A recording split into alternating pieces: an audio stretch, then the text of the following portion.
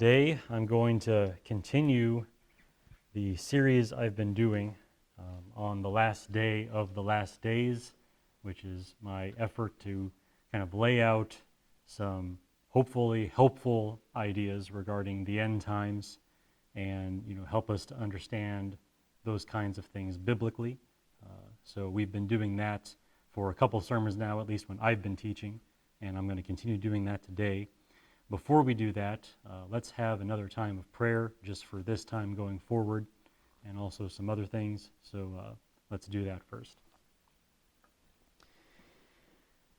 Well, Father, just thinking here and now with this particular sermon, I just thank you for those of us who are able here to gather today, and I just ask your help for me as I try to lay these things out and get into some of the more difficult aspects of thinking biblically about your Son's return.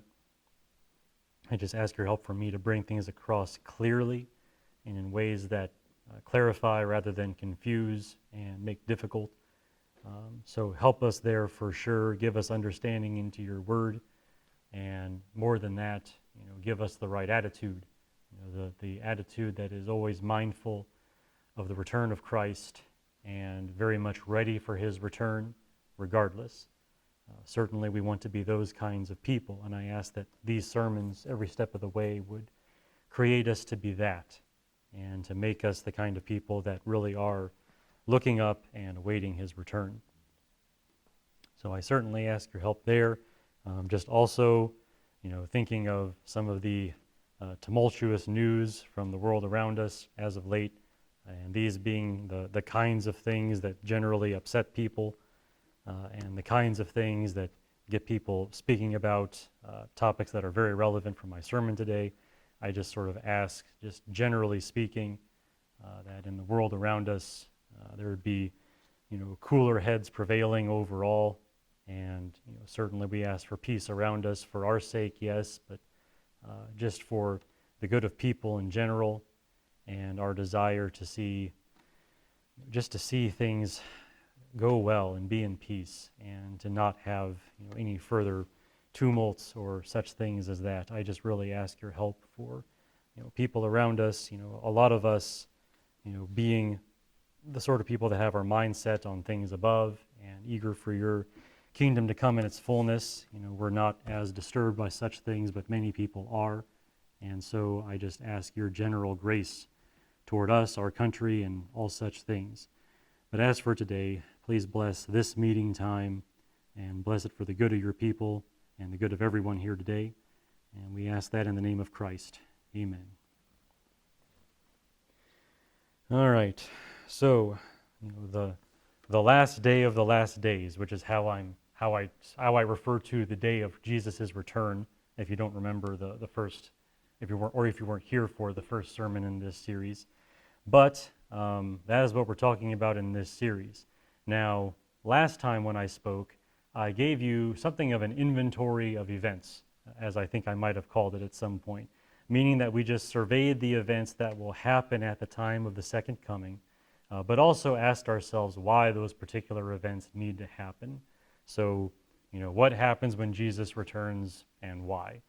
And at that time, I discussed 5 such events. I mean, you could probably break these down any way you want to, but I broke them down into 5. And I said that Jesus will return to the earth bodily, suddenly, and gloriously. So in the flesh, just as he was here the first time, suddenly, so in a way that no one could anticipate appropriately, and also gloriously. So not in secret, not clothed in the guise of a bondservant or a carpenter, like he was last time, but bodily, suddenly, and gloriously, he will return. And then secondly, Jesus will raise the dead and share his own indestructible life with his people. So the things that follow thereafter, not a bunch of ghosts in the clouds, as is sometimes characterized, but a resurrection where all people face God in the flesh, and those of us who are his actually share in the kind of life he has after that. And then thirdly, Jesus will gather all people for the final judgment.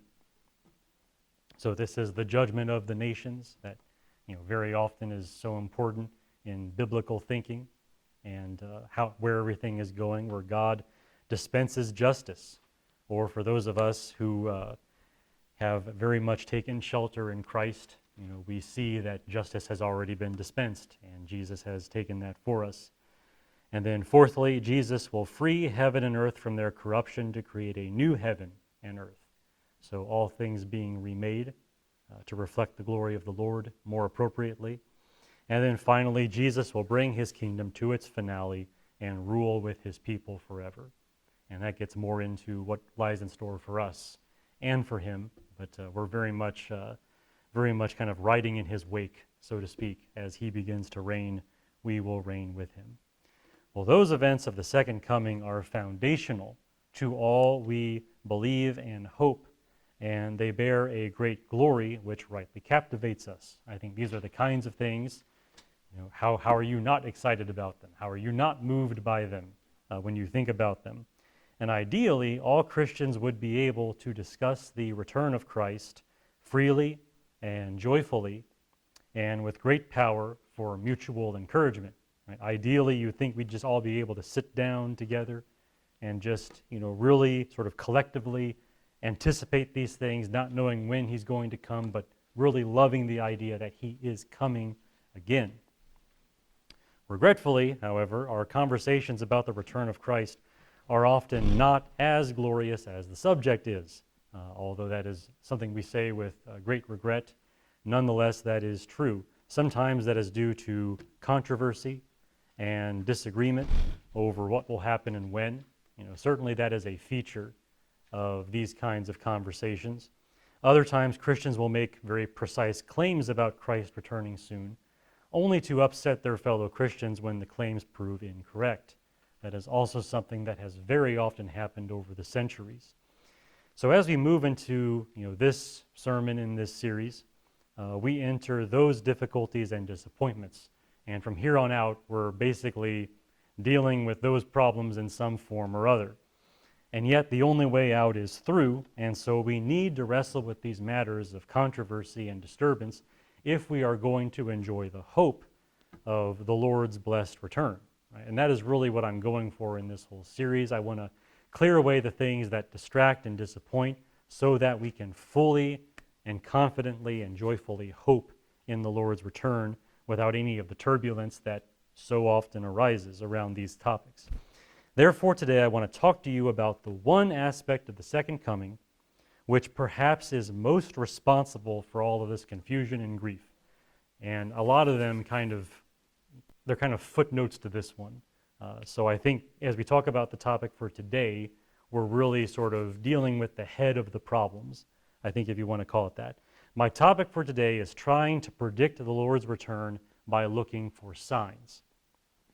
Or, watching the world around you for signs which would seem to indicate that the Lord is about to return. And my sermon today is called Signs and Blunders, which is a bit of a facetious title maybe, or one that is meant to get some giggles there.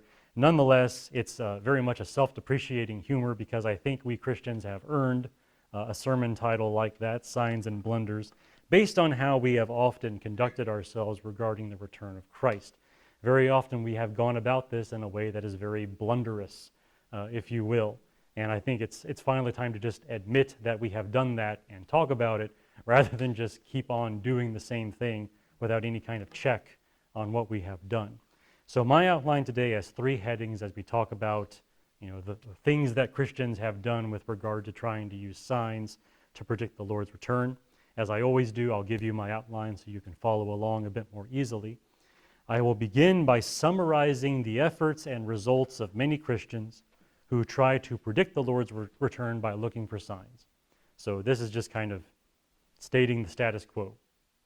And then secondly, I'll try to issue a strong reality check for many Christians, which I hope will humble us and make us more open to correction. I'm calling that a reality check because I feel like that's basically what a lot of Christians need when it comes to how they approach this topic. They need a strong reality check. So I'm going to try to do that. And then finally, I just want to briefly assess what the Bible actually says, if anything, on this idea of signs preceding the second coming. So getting back to the book and figuring out what are we actually supposed to be thinking about with regard to these things, how do we approach it. Now, as you might have noticed, I will actually not get around to much scripture until the final third of this sermon. The first 2 points of this outline really are more about sort of the problem around us rather than what the Bible says, and we're getting to what the Bible says toward the very end of the sermon. Amazingly, I believe that approach is necessary just because of the way things usually happen. So many Christians have been trained to think about signs of the second coming in a very particular way, and extremely particular, in fact, to the point where it's almost predictable. Anytime something happens, I know what people are going to be saying the next day, or even before the day is out. So all of that being the case, you can't even really open a Bible with a lot of people to talk about these things until you kind of like clear away all of that and say, hey, now you're thinking like this, but let's take a few steps back and consider what you're actually saying and whether it makes any sense. You really have to do that. You have to address the preconceived misconceptions that are very often already at work whenever this conversation comes up. Only then can the Bible's actual message come forth with clarity. Only then can we really open the Bible and say, now, here's how you fill the space in your thinking with what should actually be there. So we will eventually get to that, but first we've got to, clear away the weeds so that something more profitable can grow there. That being the case, let's get started with what we're actually talking about today. Let's begin with the first of those headings that I gave you. Let's begin by summarizing the efforts and the results of many Christians who try to predict the Lord's return by looking for signs. Now, some of you will remember a sermon that I did as part of the Matthew study called Unprofitable Prophets, another one of my somewhat goading sermon titles there. You might remember that sermon. And in that sermon, what I did was I spoke about the history of failed efforts to predict the return of Christ. And I went into a lot of detail on that. It was a sermon that I had wanted to do for a long time, and I was basically waiting for a particular verse in the Matthew study where I could talk about that. And that sermon and today's sermon will have much in common, as you've probably already picked up, because it's the same general kind of issue. However, my previous message was more focused on deliberate and detailed efforts to predict and prove the immediate return of Christ. So the kinds of guys that are, very much, writing the books and coming up with the methods, so to speak, of how you can predict when Jesus is going to return, dealing more with those kinds of things. Today's sermon is more about the popular ideas of everyday Christians. So more like, pop-level Christianity, everyday people in churches, what are they saying, what are they thinking? We're a little more on that side of the thing. There's not always a hard line between those two, so I'm not trying to draw one, but it's a little more on this side than that side in terms of what I'm doing today. Now, for many Christians, perhaps most Christians, they read the Bible with the understanding that the second coming of Christ will be preceded by other events which they generally refer to as signs of his return. And that is the wording that they use. These are signs that the Lord is about to return. And most people read the Bible and they think of the world around them with that mindset. And, the last part of this sermon will review that claim about signs preceding the return of Christ and what we can actually say about that biblically.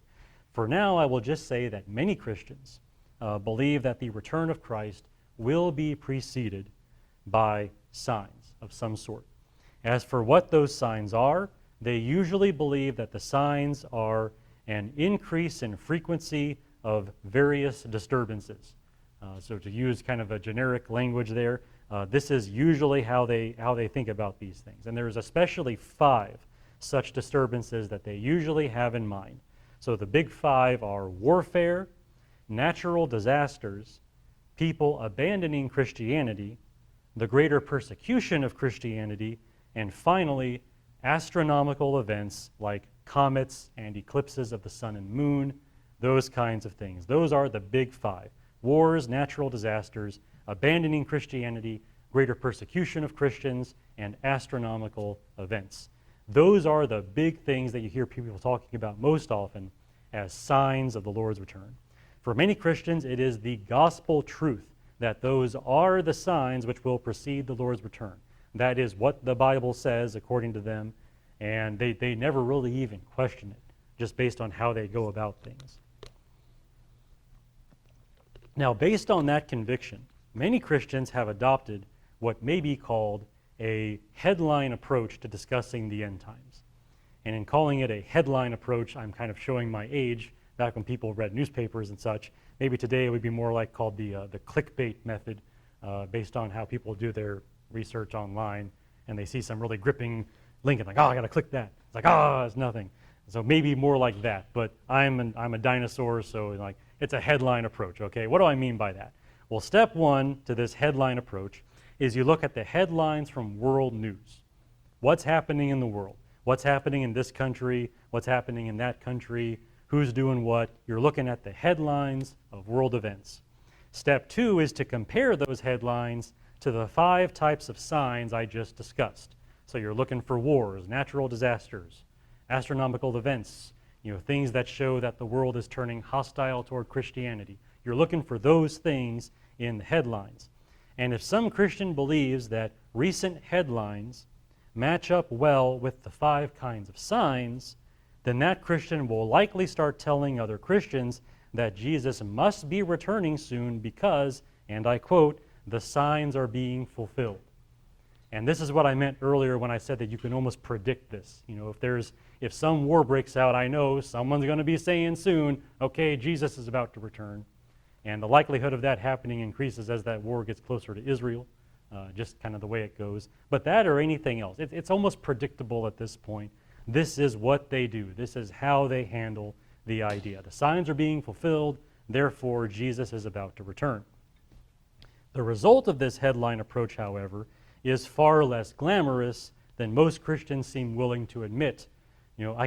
I could not begin to count the number of times I've seen this happen, but I can count on one hand the number of times I've heard someone issue any kind of regret or apology or retraction about having done it.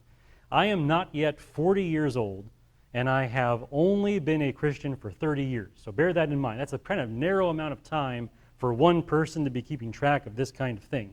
And yet I have long since lost count of how many times over the years Christians have declared, on the basis of signs being fulfilled, that Jesus was about to return. Like, I have seen it in my own lifetime, in my own time as a Christian, extremely often, not even counting times from history before me, before I was even born, when this sort of thing was done. I've seen this so many times over the years.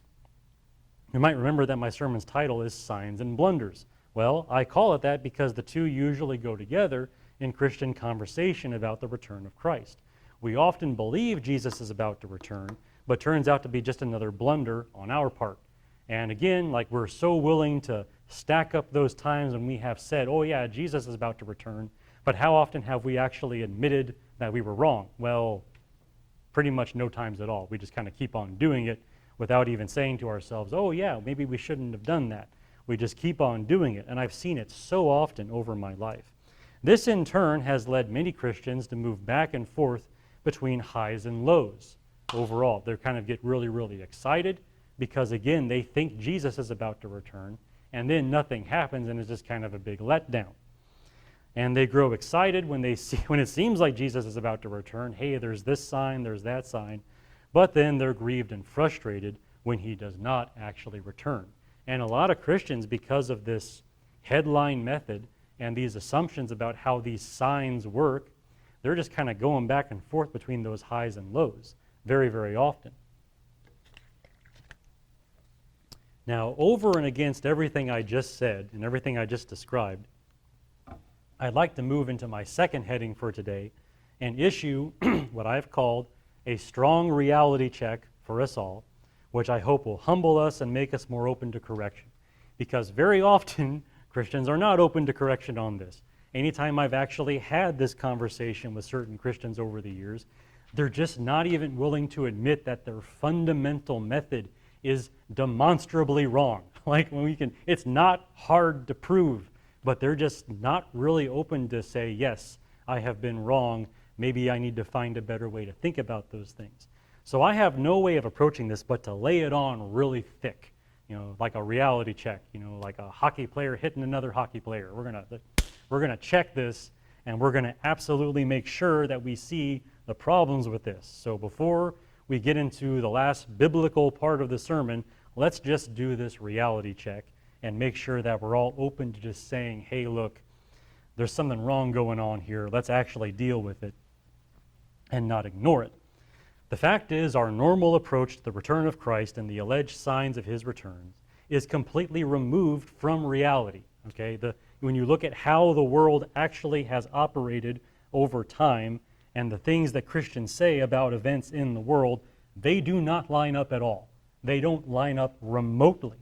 What we desperately need to do is take a few steps back and look at ourselves the way outsiders would, laugh at ourselves for being ridiculous, and then change our ways. That is what we absolutely need. We need to get the advantage of perspective. We need to step outside of ourselves and view ourselves the way we are actually conducting ourselves and actually take note of that and not just forget about the problems we see when we do that. And in that hope, I offer this reality check. I hope that in doing that, we can actually say, you know what, you're making a good point. Maybe we need to actually change the way we think about this stuff. So I have 4 criticisms or comments to make about this headline approach to predicting the Lord's return using signs. I'm going to go through all 4 of them, and each one of them, I hope, together will be that reality check that so many of us desperately need. So let's begin with an easy observation. We keep trying to do what never works. Like, this is the fundamental problem at work here. We keep trying to do what never works. Let's imagine you are a business owner, okay? You're top dog at whatever company it is that you founded or that you operate. Now let's imagine you're experimenting with some new marketing strategy, some new business model, or some new product you're trying to sell. You're trying to do something new. You've never done it before. No one else has done it before. You're trying it out to see how it works. So you try that for a while, and then you ask your employees to give you an update on how it's going. What are the numbers? What are the sales? Or whatever business owners say. I don't know. Like however they would handle that. They're asking for an update. How has this new thing been going? And they report to you that this new thing you are trying has a 0% success rate. No one is interested. It's not generated any new profit. It's not done anything good for you. It has been a complete and total failure. Down the line. Red, red, red, red, red. You, as a responsible business owner, will immediately end that effort because it doesn't work. And I am using the model of a business owner because this is like the down-to-earth practical side of things, okay? Like, this is like, just give me the numbers. Give me the bottom line, okay? There's no more better example of someone just trying to look at the facts and seeing how things are working, all right? So you have a business owner. The new thing isn't working. It's clearly not working. What do? You pull the plug. Well, rightly did Jesus say that the sons of this world are oftentimes more shrewd than the sons of light. And that's Luke 16, by the way, if you don't remember that. The people of the world know that if something does not work, you stop doing it. This is like common sense, which is remarkably uncommon in some segments of the church. But if something doesn't work, you stop doing it. We, however, have been trying for most of church history to predict the return of Jesus based on signs, and we've never once succeeded. I gave you a lot of examples of that in my prior sermon on the unprofitable prophets. I was just watching a documentary on the Crusades the other day, and guess what? They see a comet. They see an eclipse. They see this disaster, that disaster. Oh, Jesus must be returning. We got to go to Jerusalem to meet him. Like 1,000 years ago, and people were doing that. Same thing as today, and for some reason we're still doing it and not thinking about how this has never actually worked because, and this is the underwriting thing, and this might surprise you, Jesus has not returned yet, okay? You get that? You get that? Jesus hasn't come back yet, which means every single time Christians have done this, it has been an abject failure. If a 0% success rate will not convince us to stop the madness, what will? You just got to embrace that. We have failed every time we have tried to do this. And you've got to let that sink in. Now, as point 2 of this reality check, I simply must mention our forgetfulness, which might be another pillar of this problem. And this is admittedly my more gracious effort to assess the problem, but our forgetfulness. The most gracious thing I can say about my fellow Christians on this topic is that we must have a really bad memory.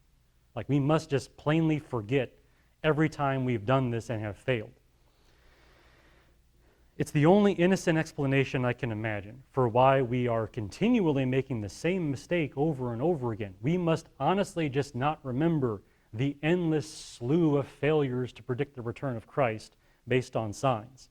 Now, I myself, if I may say so, am both blessed and cursed with a really good memory. If it's not a number, I will probably remember it. Okay, I don't deal as well with numbers, I admit that, but events, images, ideas, I remember those things pretty well. And so I feel like I remember every time I have ever heard some preacher or any Christian tell me Jesus was about to return because the signs are being fulfilled. I feel like I'm very easily populated in my brain with those memories. It's very common to me. To me, it feels like the same old thing.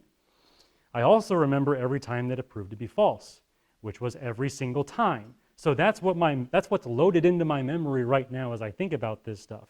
I mean, it's not even a contest. Like, I don't have to think like, have I ever heard this before? Yeah, I've heard it a lot of times. So here at least is one person telling you that we have indeed done all of this before, okay? So if you're assessing these so-called signs as you're reading your news headlines and you're asking yourself, has anything like this ever happened before? Yes. Yes, it has. There have been eclipses.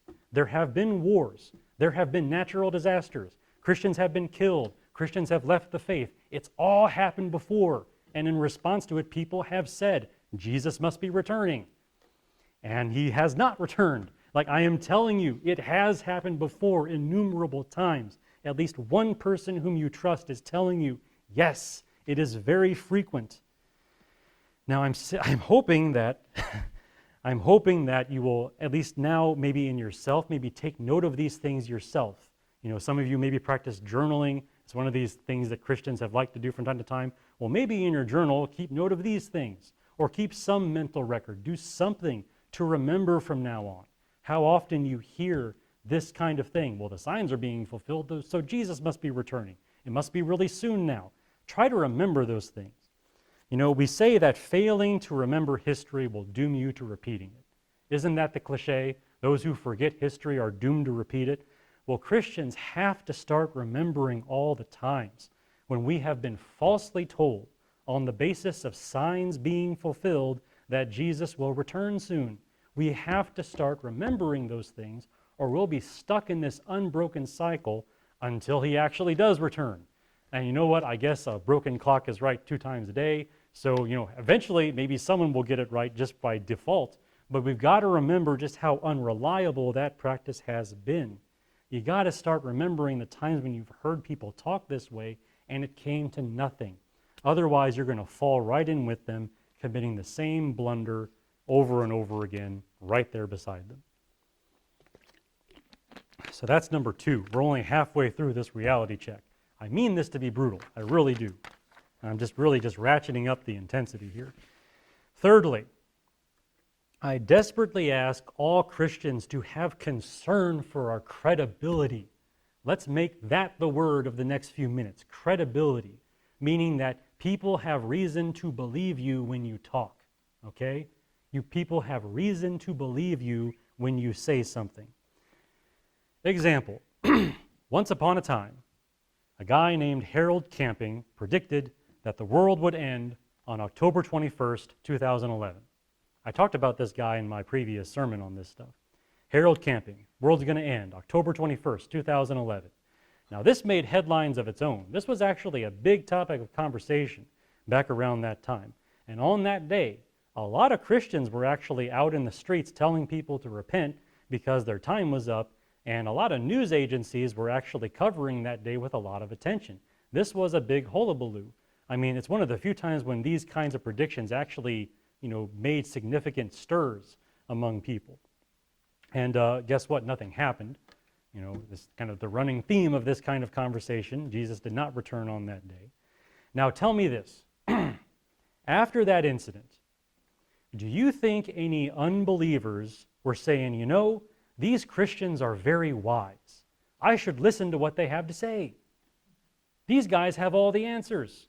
They're smarter than I ever could be. I need to hear very carefully everything that they would have me learn and believe. Was anyone saying that? No. You can only imagine the amount of mockery that was actually going on after, Harold Camping botched this whole Jesus is coming back on this day thing. I mean, that's basically what it turned into, just like mockery and insult. Every time, and I want you to just let this into your head and stay there. Let it stay there. Every time we start telling people Jesus is about to return, and it does not happen, we give the whole world another reason to keep on ignoring us. We give them another reason to just say, those Christians are at it again. They always do this, and it's never right. Just one more reason for them to write us off as a bunch of loons. Because if we're acting that way, well, here's another saying for you. If the shoe fits, wear it. Okay? Well, if you're acting like those kinds of people, if you're acting like people that just don't remember anything and just keep making the same mistakes over and over again, you deserve a bit of ridicule. But you're giving the world that reason to ridicule us and everything we stand for. Every single time. Whenever we start telling people Jesus is about to return and it doesn't happen, we give the world yet another reason to completely ignore us. Even when we tell them the gospel, when we tell them God loves you, when we tell them these very basic things that matter to us even more, they have less reason to believe us because we're those people that are always saying the world is ending, the sky is falling, the sky is falling, like Chicken Little. I mean, if we're that kind of people, no one's going to listen to us. And what about in the local church? In this kind of context right here.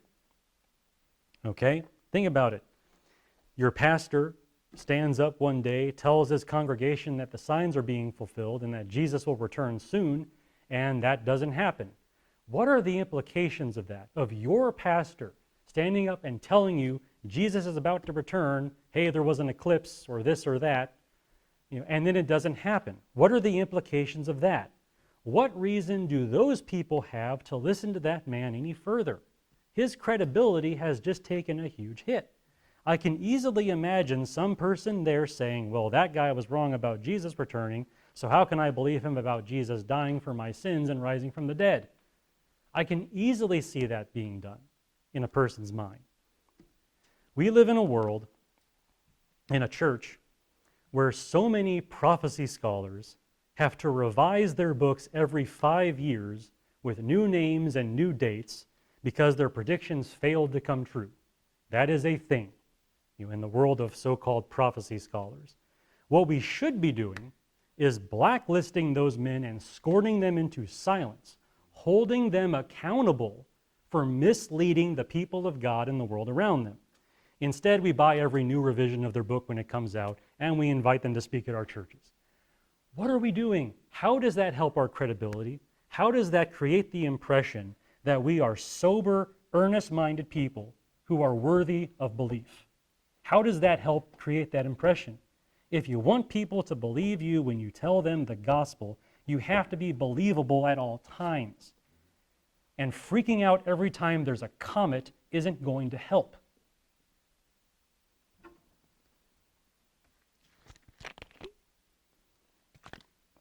Well, finally, I think we need to see the connection between this fascination with signs and the weakest aspects of human nature. I'm going to drill down right to the core of humanity at this point with this reality check. The weakest aspects of human nature. Now, I don't know if you've noticed this, but humans are panicky creatures. And there's a movie, which I won't tell you what the movie is because it would maybe undermine my credibility, but there's a movie where someone says, a person is smart, people are dumb. Okay? A person is smart, people are dumb. And people, collectively, humanity, we just freak out over everything. Okay? We freak out over everything. We are panicky creatures. That mob mentality is really dangerous. Knowing that, we need to ask ourselves, how much of our enthusiasm for the return of Christ is actually about his return, and how much of it is just us being distressed over problems? Because most of these signs are like bad things. They're wars and natural disasters and persecution and people you love abandoning Christianity. I mean, a lot of it is just bad stuff. And how much of this is actually connected to our hope for Jesus to return, and how much of that is just us not being able to roll with the punches of the world? Like, you need to ask yourself that question. I don't hear anyone asking that question enough. How much of this is just us being the panicky creatures that we are? You say that the end is near because of these signs. Well, is the world actually ending, or do we just feel like it's ending? That's a really good question to ask, because it probably does feel like the world's ending, but what you feel and what is are not always necessarily the same thing. And how much of that misconception governs our beliefs about the return of Christ?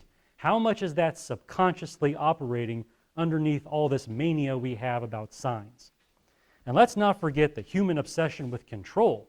Here's another aspect of human nature in which we're very weak. We want to control things that we know we can't control, but that's not going to stop us from trying. We're going to keep a death grip on these things as much as we can.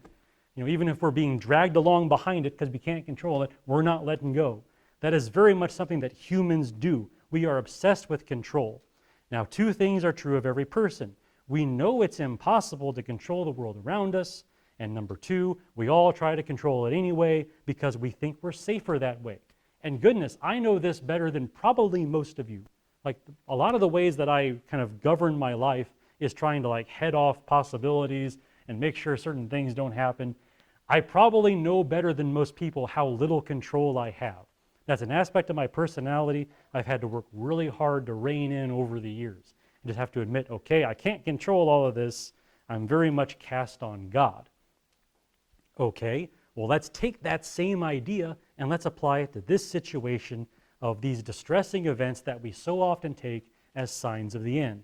What if all of these efforts to predict the return of Christ are nothing more than our effort to exercise some little bit of control over something we know we cannot control?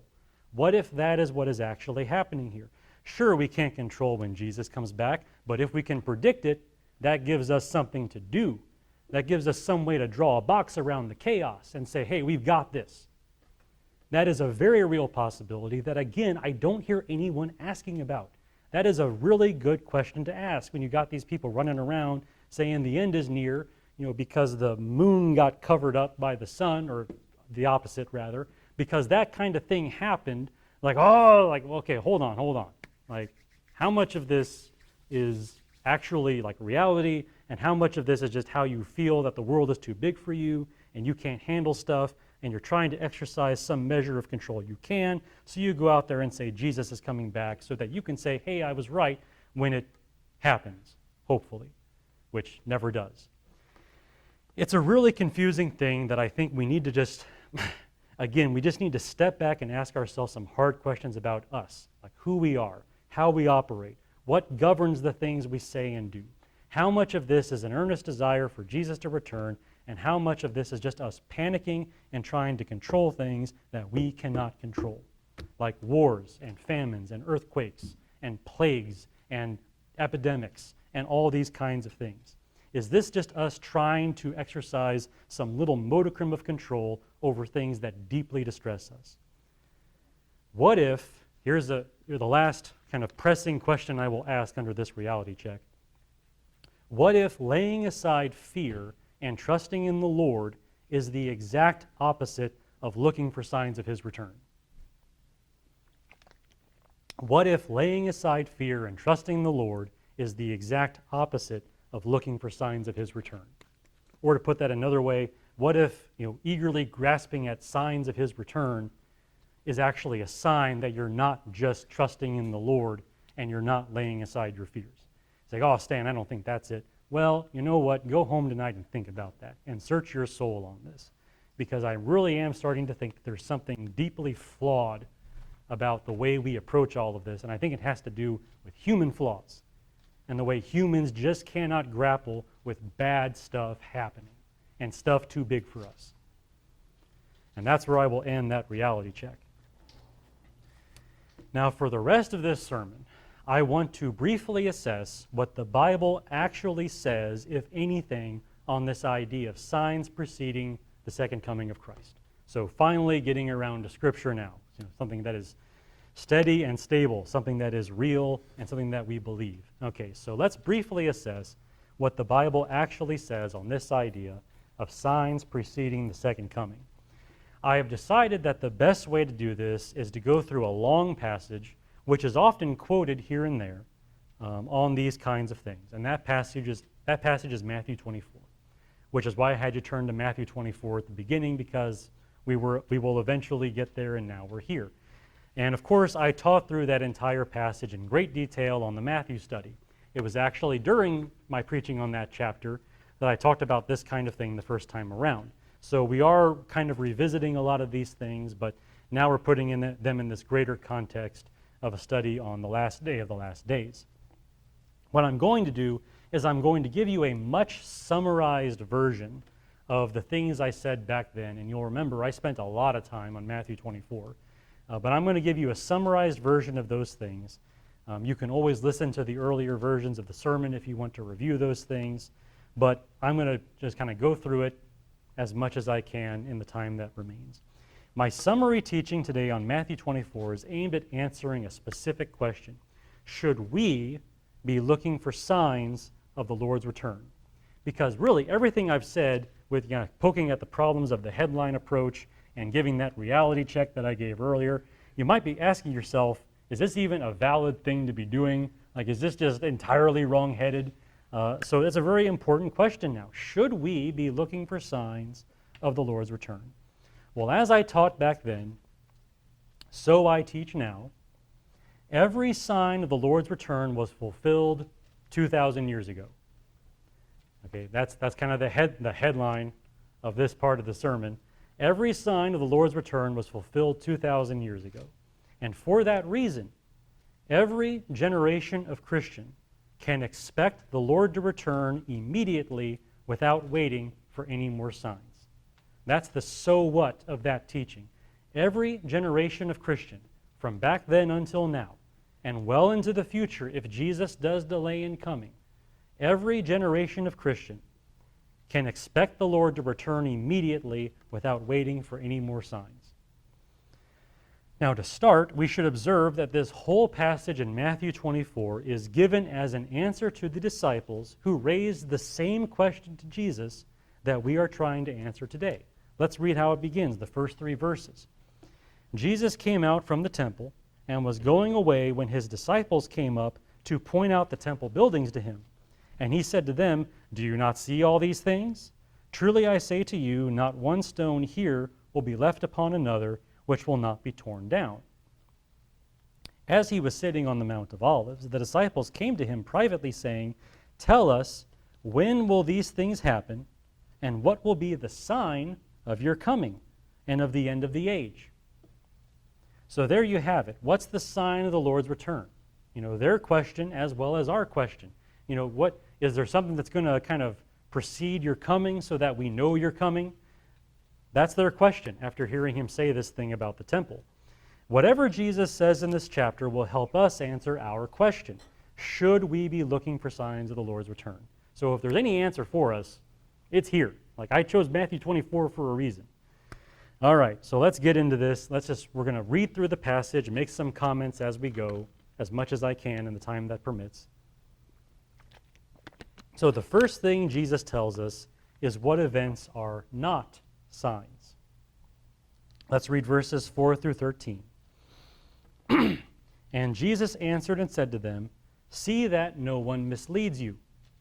Imagine that. That's an important thing to begin on. "See that no one misleads you.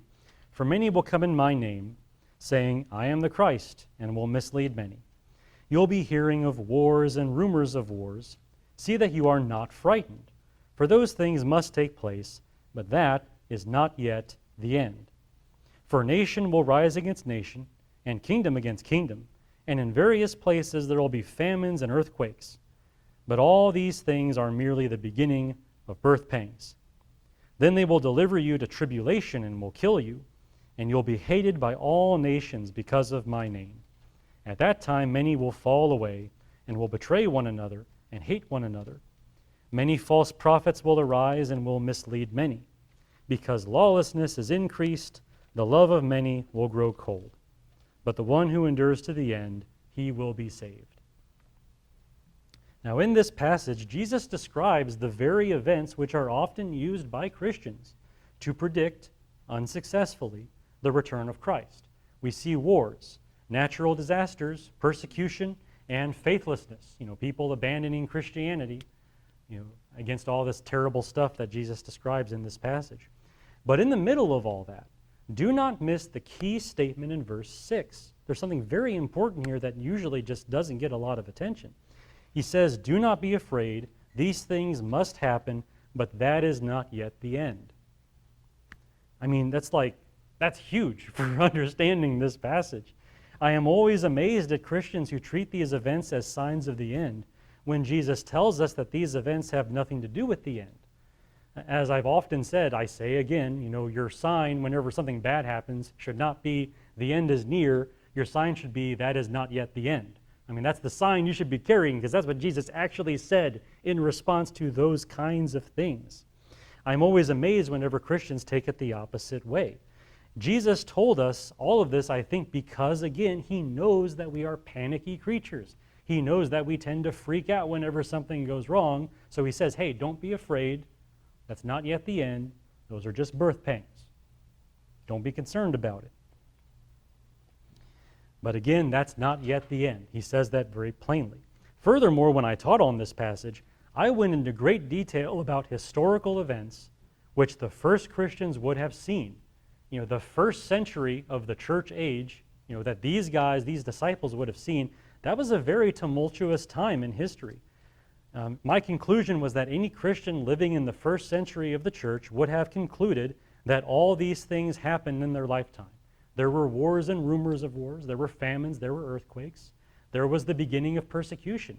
There were people that abandoned the faith. Paul even mentions people in his letters that have abandoned the faith. I mean, those kinds of things were happening back then. So they had every reason to think back then, hey, all that stuff was coming true.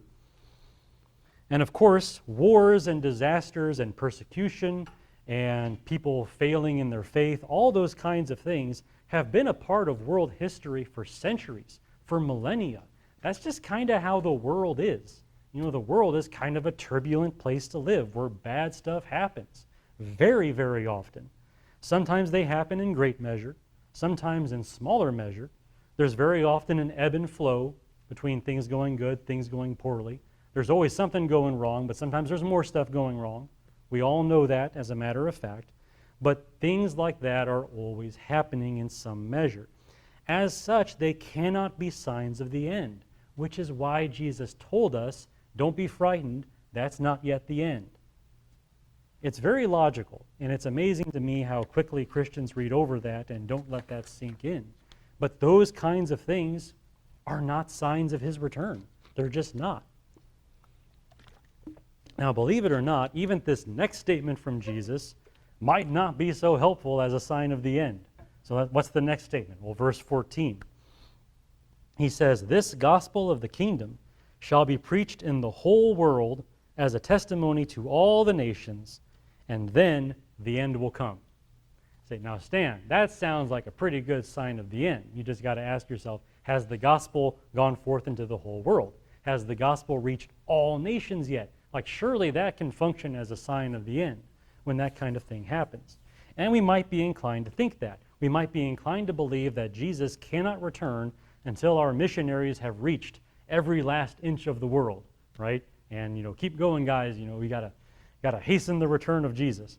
Well, sweeping phrases like this are very often not as helpful as you might think, just because they're very often more limited than you might think. Now, in case you think I'm just absolutely off my rocker here, let me read you something that Paul wrote. This is over in Colossians chapter 1. And I just want to read this because I find this to be kind of a helpful contextualizing statement here. So Colossians chapter 1, verses 3 through 6 is what I'm going to read. And you're not going to see it first while I'm reading this, but you will eventually see it. So this is what Paul wrote. He says, "We give thanks to God, the Father of our Lord Jesus Christ, praying always for you, since we heard of your faith in Christ Jesus and the love which you have for all the saints, because of the hope laid up for you in heaven, of which you previously heard in the word of truth, the gospel, which has come to you, just as in all the world also it is constantly bearing fruit and increasing, even as it has been doing in you also since the day you heard of it and understood the grace of God in truth." So there's Paul, it's mentioned that the gospel has been bearing fruit in all the world. Now, Paul was a very avid missionary, but he had not yet taken the gospel to the whole world. No one had. I mean, the gospel was still very much in kind of the Eastern Roman Empire, kind of West Asia part of things. It hadn't gone beyond that by that point yet.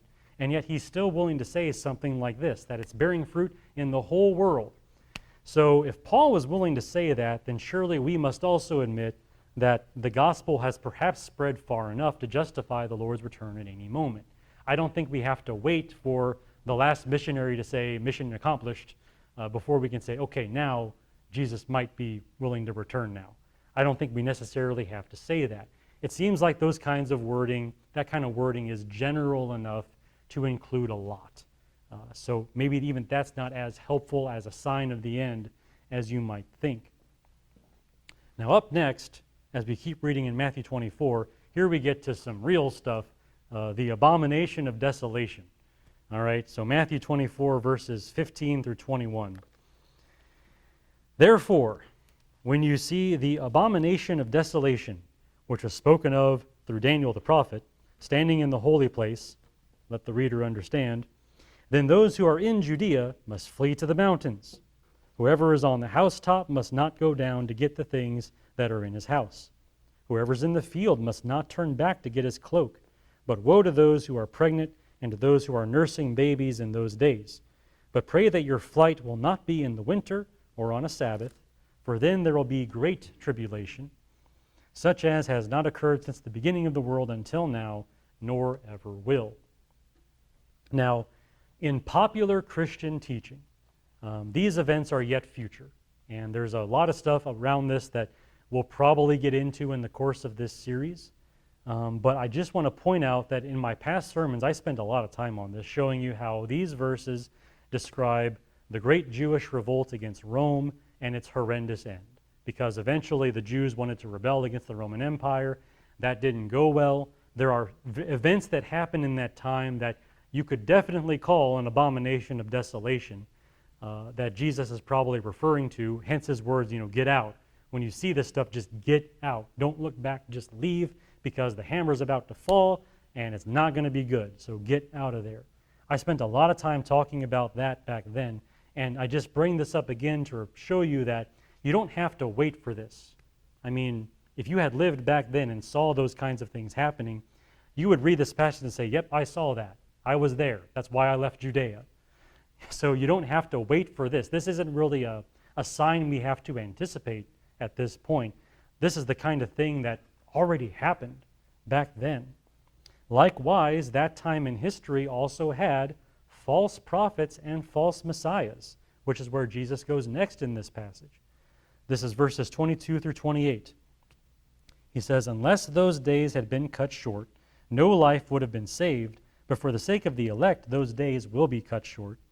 Then if anyone says to you, 'Behold, here is the Christ,' or 'There he is,' do not believe him, for false Christs and false prophets will arise and show great signs and wonders, so as to mislead, if possible, even the elect. Behold, I have told you in advance. So if they say to you, 'Behold, he is in the wilderness,' do not go out. 'Behold, he is in the inner rooms,' do not believe them.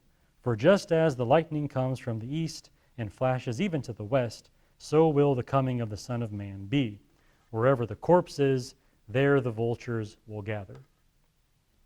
Now, all of that sounds like a description of things that, again, were happening back then in Jerusalem whenever the Romans were besieging the city. There were a lot of self-styled prophets.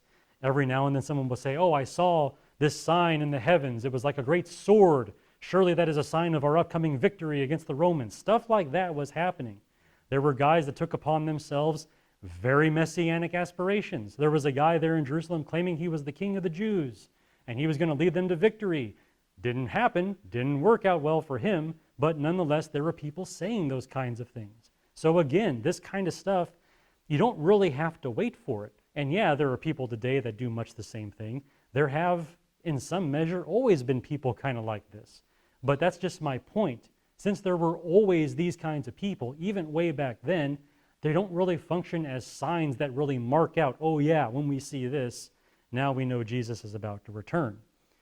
So there's that possible sign that doesn't really necessarily work that way in actual practice, because again, this stuff has already been happening all the way back at the beginning. Now, more interestingly, we have signs in the heavens. Those of you who might have been waiting, hey Stan, when are you going to talk about those astronomical events that you mentioned? Well, okay, here we go. Matthew 24, verses 29 through 31. But immediately after the tribulation of those days, the sun will be darkened, and the moon will not give its light, and the stars will fall from the sky, and the powers of the heavens will be shaken. And then the sign of the Son of Man will appear in the sky, and then all the tribes of the earth will mourn, and they will see the Son of Man coming on the clouds of the sky with power and great glory.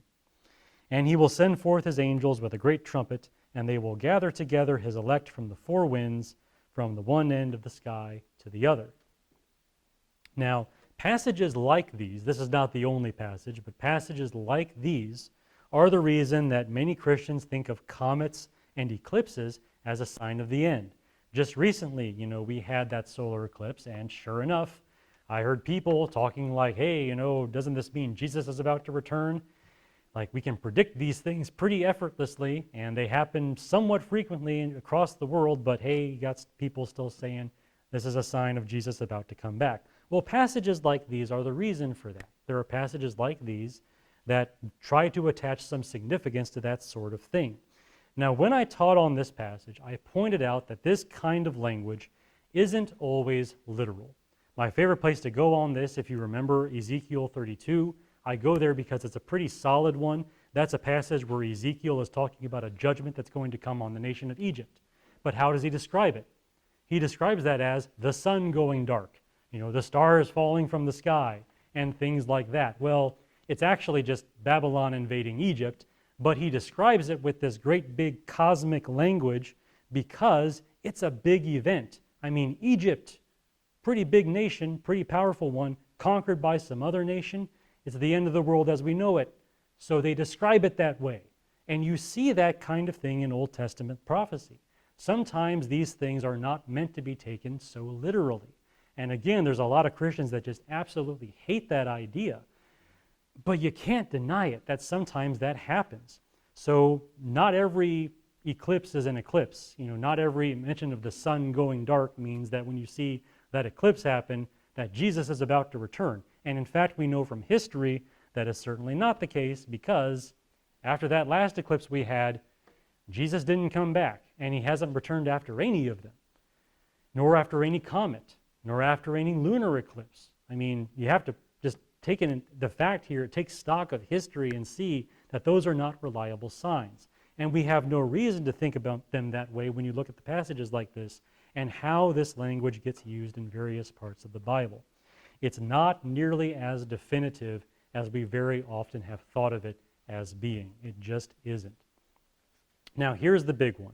We're coming not quite to the end of my sermon, but close to it. Here's the big one, this next passage here from Matthew 24. Let's read verses 32 through 35. So Jesus says this, "Learn the parable from the fig tree. When its branch has already become tender and puts forth its leaves, you know that summer is near. So you too, when you see all these things, recognize that he is near, right at the door. Truly I say to you, this generation will not pass away until all these things take place. Heaven and earth will pass away, but my words will not pass away." So Jesus says, when they see all these things, they can know that he is near. Right? When you see all these things, you know that he is near. Then Jesus says that this generation, his generation, would see all these things. And there you go. Like he says that they're going to see all these things. It's a very interesting statement. A lot of people, they kind of read this hastily, and they say that this is a promise that Jesus was going to return right back then, which is not what he said. He said that his generation would see all these things. And just as the fig tree, puts forth its leaves and everything, and you know that summer is near, well, in the same way, when you see these things, you know that he is near. And he says that his generation back then was going to see all these things, which refers to all of these signs. It's not a promise of his return, but it is a promise that they're going to see these things he's laying out. The birth pangs, the abomination of desolation, the false prophets and the false messiahs. All of that stuff. They're going to see all of these things. And you know what? They did. And you know what? We've seen a lot of similar things all throughout history, which again gets back to my point. The whole point being that from that time onward, we kind of all have an equally valid reason to think that Jesus might return at any time. They had reason to think that Jesus might return at any time. And then the next generation did. And the next generation did. And we do too. It's all kind of the same thing over the past 2,000 years. From the very first century onward, those things had been seen and were fulfilled, which means now it's kind of anyone's guess. When's Jesus coming back? Like any time, basically. You don't need to wait for further signs. Now, in the next passage, Jesus really reinforces that point by giving some very common statements here that we know and remember, but here we go. Let's read them. Verses 36 through 41. We see this. But of that day and of that hour no one knows, not even the angels of heaven, nor the Son, but the Father alone. For the coming of the Son of Man will be just like the days of Noah. For in those days, before the flood, they were eating and drinking, marrying and giving in marriage, until the day that Noah entered the ark. And they did not understand until the flood came and took them all away. So will the coming of the Son of Man be. There will be 2 men in the field, one will be taken, the other left. 2 women will be grinding at the mill, one will be taken, the other left. Therefore, let's stop there. Let's stop at verse 41. So, again, as I've been saying, so every sign given by Jesus was fulfilled 2,000 years ago. The only thing that remains is the coming judgment of his return, when he actually does return. So, again, the analogy here with the days of Noah, do you think those people were looking at signs and trying to guess when the flood was coming? No, they're just doing their thing. They're just doing their thing. And then all of a sudden, whoosh, like only Noah and his family had any warning because God chose them. That's the difference. And they were ready. The rest of the world wasn't. In the same way, we have to be ready. In the same way that Noah had to be ready to jump in that ark whenever God said, now's the time, we're supposed to be ready at any time for Jesus just to come. And everyone else oblivious. There are no signs. They're just going about their business. When Jesus returns, there will be no warning for the people of the world. No eclipse, no comet, no significant war, no significant natural disaster. There's going to be nothing to clue them in. Just random judgment out of nowhere. The only reason we will be ready is because Jesus told us he's eventually coming. Now, finally, the most famous analogy of the Lord's return, the coming like a thief. So let's just read that. This will finish out the chapter. So, verse 42. Therefore be on the alert, for you do not know which day your Lord is coming. But be sure of this, that if the head of the house had known at what time of the night the thief was coming, he would have been on the alert and would not have allowed his house to be broken into. For this reason you also must be ready, for the Son of Man is coming at an hour when you do not think he will. Who then is the faithful and sensible slave whom his master will put in charge of his household, to give them food at the proper time? Blessed is that slave whom his master finds so doing when he comes. Truly I say to you that he will put him in charge of all his possessions. But if that evil slave says in his heart, my master is not coming for a long time, and begins to beat his fellow slaves and eat and drink with drunkards, the master of that slave will come on a day when he does not expect him, and at an hour which he does not know, and will cut him in pieces and assign him a place with the hypocrites. In that place there will be weeping and gnashing of teeth. Now, here's a puzzle for you. Jesus said he will come at an hour no one expects. If that is the case, why would he send any more signs? Think about it. Anytime Christians get to thinking that the signs are being fulfilled, they're all full of expectation that Jesus will return soon. But since they're expecting him, that means he won't return, because he will come at an hour no one expects. This is just basic logic. Like if everyone's looking up the sky saying, oh, maybe Jesus will come now, that means he's not coming now. He's going to wait until everyone's looking somewhere else. I mean, as weird as it sounds to say that, that is what he's going to do. I mean, think about it this way. I mean, if I'm a thief, right? Let's use his analogy. If I'm a thief and I'm about to break into your home, am I going to shoot a flare gun over your house so you know I'm coming? Like, am I going to do that? No. I'm going to sneak in as quietly as I can, no warning. That's how Jesus says he's going to come. And that's possible because all these signs he was telling his disciples, they've all come true already. They're done and over with. Now the only thing to do is wait and be ready. Be ready for that thief because he's coming at a time you don't know. That's how this works. The signs have been fulfilled, yes, and 2,000 years later we're still waiting and we're still ready. I'm ready. I don't know about you, but I'm ready at any time. And that's the whole idea. For God to give any more signs of the end would be contrary to his goal of surprising the whole world with the return of Christ. Therefore, there are not going to be any more signs. Let's read this passage here from the book of Acts. This is Acts chapter 1, verses 6 through 7. I always think of this. I think it's important, so let this sink in. Acts chapter 1, verses 6 through 7. This is just before Jesus ascends to heaven. He's already been raised up from the dead. He's about to go up into heaven, but he's talking to his disciples now. So when they, his disciples, had come together, they were asking him, saying, Lord, is it at this time you are restoring the kingdom to Israel? And he said to them, it is not for you to know times or epochs, or times or seasons, depending on your translation, which the Father has fixed by his own authority. It's just not for you to know that. Yes, those men were given signs, but those signs would ultimately not give them much more insight for predicting when Christ would return, because they're going to see all those signs happen, and they're just going to be waiting at that point. And the next generation also was waiting, and the third generation, and the fourth generation, all the way until now. We are still waiting. Everything Jesus said was going to happen has happened. We're just now waiting for him to seal the deal by returning. And that happens at a time no one's going to expect. We're not going to see it coming. No more signs. The signs have been fulfilled, and now we're just waiting. Now, this has gone on long enough, so let's summarize all of this. Let's review what I've said about signs and blunders. All right, so I began by summarizing the efforts and results of many Christians who try to predict the Lord's return by looking for signs. All right, I went through just the headline method, as I called it, and these efforts always fail. They're very common, they happen a lot, and they're always wrong. So then, secondly, I tried to issue that reality check on this matter, which I was hoping would humble us and make us more open for correction. And I went through about 4 different ways of processing that. Again, just trying to plead with my fellow Christians to see reason on this and to realign their thoughts with how the world actually works. It's a reality check. And then finally, I just went through Matthew 24 to assess very quickly what the Bible actually says, if anything, on this idea of signs preceding the second coming.